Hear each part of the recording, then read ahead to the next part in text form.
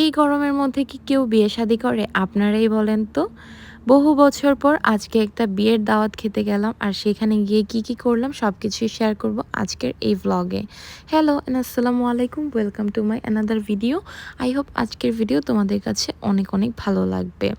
আমাদের প্রোগ্রামটা ছিল রাতের বেলা, সো আমরা বিকেলের পরপরই রেডি হয়ে বের হয়ে গেলাম।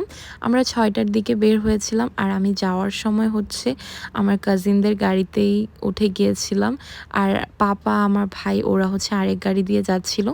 ওই গাড়িতেও জায়গা ছিল, বাট আমার কাজিন অ্যান্ড ভাবি ওরা আমাকে বলছিল যেন ওদের সাথে যাই, সো আমি ওদের সাথেই চলে গিয়েছিলাম।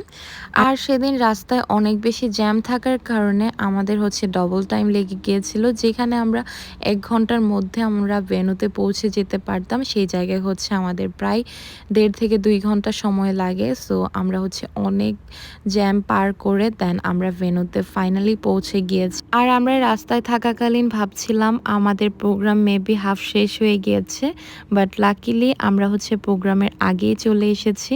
আর আমরা যখন এন্ট্রি নেই তখন দেখছিলাম অনেক গেস্টরা আসছিল, মানে আমরা ঠিক টাইমেই চলে এসেছি।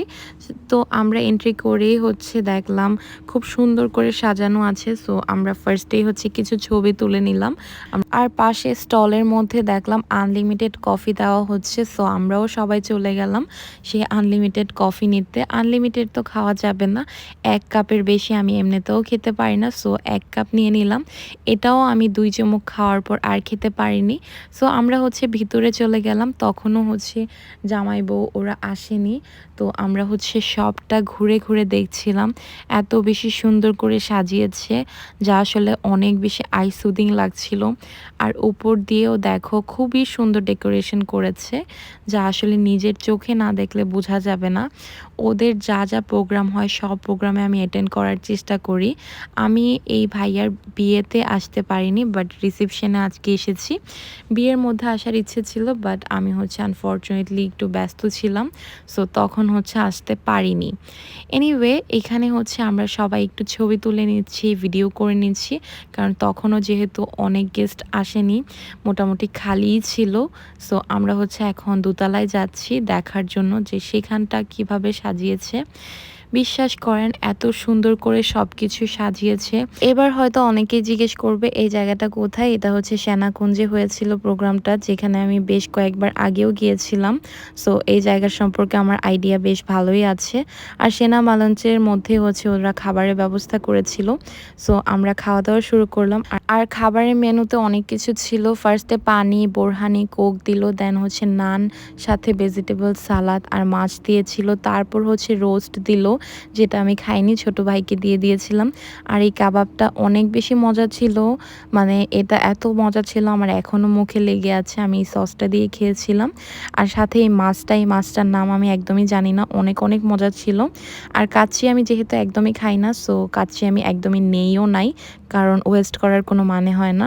তারপর দিয়েছিল ডেজার্ট আইটেমের মধ্যে দইটাও আমি শেষ করতে পারিনি। তারপর স্পঞ্জ মিষ্টি দিয়েছিল, এটাও আমি খাইনি, জাস্ট একটু ট্রাই করেছিলাম। আর লাস্টে পান দিয়েছিল। খাবারের অনেক ভ্যারাইটি ছিল, সো এগুলোই খাওয়া দাওয়া করলাম।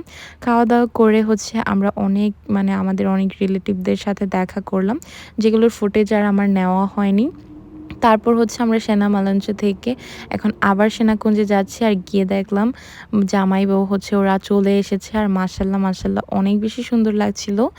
আর এদিকে জামাই বউর সাথে ছবি তোলার জন্য সবাই একদম উঠে পড়ে লেগেছে, একদম লাইনই খুঁজে পাচ্ছে না।